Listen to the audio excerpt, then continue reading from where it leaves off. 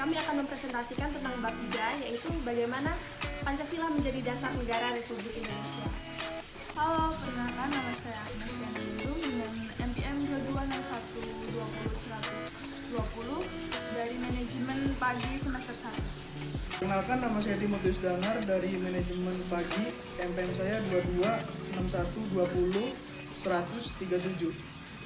Nah, jadi teman-teman, ini adalah profil dari kelompok 3. Jadi, saya dan rekan-rekan saya di sini akan menyampaikan isi dan pendalaman materi mengenai bab 3. Nah, jadi dalam bab 3 ini kita mempelajari apa sih? Kita lihat ya di slide selanjutnya. Nah, jadi ini teman-teman. Jadi dalam bab 3 ini kita akan mempelajari tentang bagaimana Pancasila menjadi dasar negara Republik Indonesia seperti itu. Nah, dalam judul ini pun saya tertarik dengan dua kata. Yang pertama itu ada bagaimana dan dasar. Untuk bagaimana tuh, gimana sih Pancasila kok bisa jadi dasar negara Republik Indonesia seperti itu ya? Kenapa sih harus Pancasila? Kenapa sih nggak UUD aja, nggak proklamasi aja, nggak yang ini, nggak yang itu, seperti itu teman-teman. Kenapa sih harus Pancasila gitu? Ya karena ya, dari kelima sila ini sudah mencakup dari keseluruhan untuk mempersatukan dari berbagai jutaan keanekaragaman yang ada di Indonesia seperti itu teman-teman. Jadi Pancasila ini udah bisa mempersatukan kita gitu dari berbagai perbedaan. Dari kelima sila ini sudah mencakup dari keseluruhannya tersebut gitu teman-teman. Kemudian yang selanjutnya ada kata dasar. Pastinya teman-teman di sini udah lumrah ya, bahkan tiap hari bisa dengar ngucapin kata-kata dasar seperti itu teman-teman ya. Jadi dasar itu apa sih? Jadi dasar itu landasan ya, pondasi. Saya asumsikan seperti rumah. Rumah itu kalau tidak ada pondasinya gimana sih? Pasti akan runtuh ya, gak akan lama berdirinya gitu. Akan cepat hancur seperti itu. Bahaya teman-teman ya. Bahaya jika rumah itu tidak ada pondasi. Sama seperti Indonesia, jika tidak memiliki Pancasila, kita tidak akan bisa bersatu seperti itu teman-teman.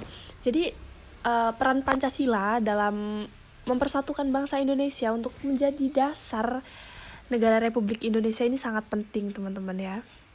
Nah kemudian yang selanjutnya, menelusuri konsep negara, tujuan negara, dan urgensi dasar negara. Jadi pada bab ini kita diajak juga untuk memahami konsep, hakikat, dan pentingnya Pancasila sebagai dasar negara. Hal tersebut penting ya teman-teman untuk mengingatkan kita akan peraturan perundang-undangan yang mengatur organisasi negara. Hubungan warga negara juga dengan negara harus sesuai teman-teman ya sama nilai-nilai Pancasila seperti itu. Menelusuri konsep negara, secara garis besar negara adalah organisasi yang mendapatkan kekuasaan dari masyarakat yang telah mempunyai wilayah tertentu. Syarat mutlak bagi adanya suatu negara itu ada 3 teman-teman ya. Harus memiliki unsur tempat, unsur manusia, serta unsur organisasi seperti itu teman-teman. Jadi untuk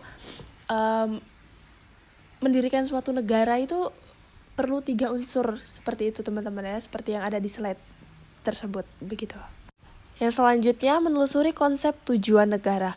Pastinya ketika mendirikan suatu negara itu memiliki tujuan ya teman-teman. Nggak mungkin nggak sih kalau gue mau ngediriin negara nih tapi nggak ada tujuan gitu, kan nggak mungkin ya. Nah begitu pun dengan Indonesia teman-teman. Di Indonesia juga memiliki tujuan untuk didirikan negara seperti itu. Jadi tujuannya itu ada keadilan sebagai tujuan negara, kepastian hidup, keamanan, dan ketertiban sebagai tujuan negara, kekuatan, kekuasaan, dan kebesaran atau keagungan sebagai tujuan negara, kemerdekaan sebagai tujuan negara, serta yang terakhir kesejahteraan dan kebahagiaan hidup sebagai tujuan negara. Gitu teman-teman. Selanjutnya, menelusuri konsep dan urgensi dasar negara. Jadi teman-teman, dasar negara itu merupakan suatu norma dasar dalam penyelenggaraan bernegara yang menjadi sumber dari segala sumber hukum begitu. Adapun hierarki dan jenis peraturan perundang-undangan, yang pertama Undang-Undang sebagai dasar negara Republik Indonesia tahun 1945. Yang kedua ketetapan Majelis Permusyawaratan Rakyat. Yang ketiga Undang-Undang atau peraturan pemerintah pengganti undang-undang. Yang keempat peraturan pemerintah. Kemudian peraturan presiden, peraturan daerah provinsi, dan yang terakhir peraturan daerah kabupaten atau kota. Yang selanjutnya B, menanya alasan diperlukannya kajian Pancasila sebagai dasar negara. Setiap orang pasti bertanya-tanya, termasuk saya juga teman-teman, benar nggak sih Pancasila itu diperlukan sebagai dasar negara? Nah, apa sih buktinya untuk diperlukannya Pancasila sebagai dasar negara Indonesia seperti itu? Nah, untuk menjawab pertanyaan tersebut, kita akan mulai dari analogi terlebih dahulu. Jadi teman-teman di sini semua punya kendaraan kan ya? Apa yang harus kita lakukan jika tidak ada jalan yang dapat dilalui? Nah, seperti Pancasila teman-teman. Jalan aspal memberikan arah kemana tujuan itu dapat dibawa tanpa ada kerusakan. Berbeda dengan jalan yang tidak diaspal, meskipun kendaraan dapat berjalan, tapi dalam waktu yang singkat kendaraan tersebut akan cepat rusak. Seperti itu teman-teman. Nah teman-teman, jadi Pancasila itu memberikan arah ya tentang hukum yang harus menciptakan negara yang lebih baik dengan berlandaskan pada nilai-nilai ketuhanan, kemanusiaan, persatuan, kerakyatan, dan keadilan seperti itu. Baik, selanjutnya saya akan melanjutkan untuk pemaparan materi. Sebelumnya, perkenalkan nama saya Agnes Diana Ningrum dengan NPM 2261200120. Oke, yang selanjutnya kita masuk ke poin C. Menggali sumber yuridis, historis, sosiologis, dan politis tentang Pancasila sebagai dasar negara. Untuk lebih memahami tentang Pancasila sebagai dasar negara, kita akan melihat pada berbagai sumber keterangan, yakni sumber-sumber yang meliputi sumber historis, sosiologis, dan politis. Oke, yang selanjutnya ada sumber yuridis Pancasila sebagai dasar negara. Pancasila merupakan dasar negara Republik Indonesia sebagaimana terdapat pada pembukaan Undang-Undang Dasar Negara Republik Indonesia tahun 1945. Peneguhan Pancasila sebagai dasar negara terdapat pada pembukaan undang-undang juga terdapat pula dalam ketetapan MPR nomor XVI MPR 1998. Secara yuridis, ketatanegaraan Pancasila itu adalah dasar negara Republik Indonesia sebagaimana terdapat pada pembukaan Undang-Undang Negara Republik Indonesia 1945 melalui Undang-Undang Dasar Negara Republik Indonesia tahun 1945 sebagai payung hukum. Pancasila itu pun perlu diaktualisasikan supaya praktik berdemokrasinya tidak kehilangan arah dan dapat meredam atau meminimalisir konflik yang tidak produktif. Ditegaskan pula pada Undang-Undang Nomor 12 Tahun 2011 tentang pembukaan Undang-Undang Dasar bahwa Pancasila merupakan sumber dari segala sumber hukum negara, bahwa Pancasila ditetapkan sebagai dasar dan ideologi negara, sekaligus dasar filosofis bangsa dan negara, sehingga setiap muatan peraturan perundang-undangan tidak boleh bertentangan dengan nilai-nilai yang terdapat pada Pancasila. Yang selanjutnya, yang kedua, ada sumber historis Pancasila sebagai dasar negara. Sumber historis Pancasila sebagai dasar negara Pancasila dijadikan sebagai dasar negara, yaitu sewaktu ditetapkannya pembukaan Undang-Undang Dasar Negara Kesatuan Republik Indonesia tahun 1945 pada 8 Agustus 1945. Saat diselenggarakannya untuk mempersiapkan Indonesia merdeka, Rajiman meminta untuk anggotanya membuat atau menentukan dasar negara. Namun sebelumnya Muhammad Yamin dan Supomo mengutarakan pendapatnya mengenai dasar negara. Jadi sewaktu pidato 1 Juni 1945, Soekarno menyebut dasar negara menggunakan bahasa Belanda. Jadi sebenarnya sudah sangat jelas kedudukan Pancasila sebagai dasar negara itu dibentuk setelah menyerap berbagai pandangan yang berkembang secara demokratis dari anggota BPUPKI dan PKI sebagai representasi bangsa Indonesia. Selanjutnya yang ketiga ada sumber sosiologis Pancasila sebagai dasar negara. Sumber sosiologis Pancasila sebagai dasar negara yakni meliputi nilai dari kelima sila. Ringkasnya, pimpinan MPR dan tim kerja sosialisasi MPR periode 2009 sampai 2014 dan 2013 menguraikan pokok moralitas dan haluan kebangsaan kenegaraan menurut 5 sila Pancasila. Yang pertama ada nilai ketuhanan atau religiusitas sebagai sumber etika dan spiritualitas. Yang kedua ada nilai kemanusiaan yang bersumber pada hukum Tuhan, alam, dan sifat sosial. Yang ketiga ada nilai etis. Ini harus mengakar kuat dalam lingkungan pergaulan kebangsaan. Yang keempat ada nilai ketuhanan, nilai kemanusiaan, dan nilai serta cita-cita kebangsaan yang menjunjung tinggi kedaulatan rakyat oleh hikmat kebijaksanaan. Yang kelima ada nilai ketuhanan, nilai kemanusiaan, nilai dan cita kebangsaan serta demokrasi permusyawaratan sejauh dalam mewujudkan keadilan sosial. Yang keempat ada sumber politis Pancasila sebagai dasar negara. Norma hukum dalam memformulasikan dan mengimplementasikan kebijaksanaan publik yang menyangkut hajat hidup orang banyak. Jadi, Pancasila menjadi asas dalam sistem demokrasi konstitusional. Jadi, konsekuensinya Pancasila itu menjadi landasan etik dalam kehidupan politik bangsa Indonesia. Oke, yang selanjutnya, poin D. Membangun argumen tentang dinamika dan tantangan Pancasila sebagai dasar negara. Yang pertama ada argumen tentang dinamika Pancasila.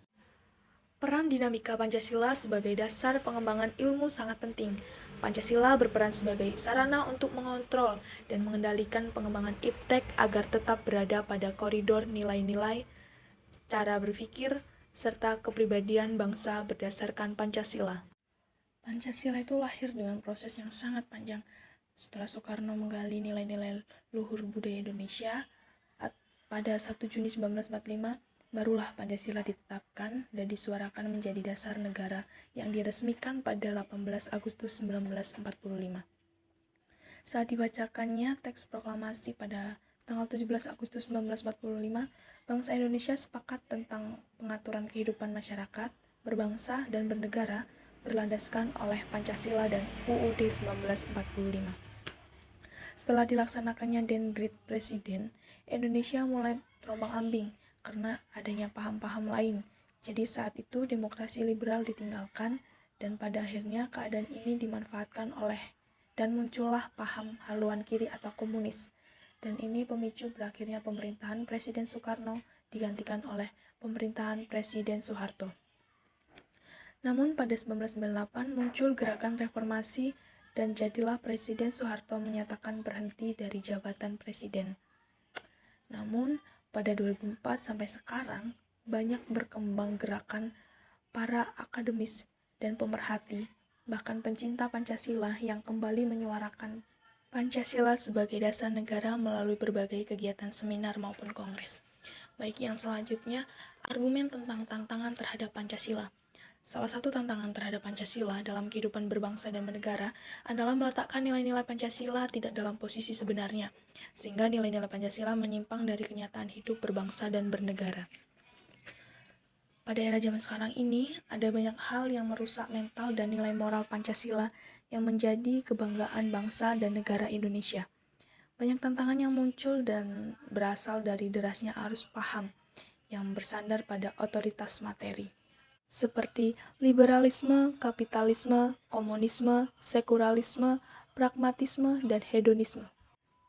Di sini kita akan melihat terkait tantangan yang melanda Indonesia. Yang pertama, dilihat dari kehidupan masyarakat.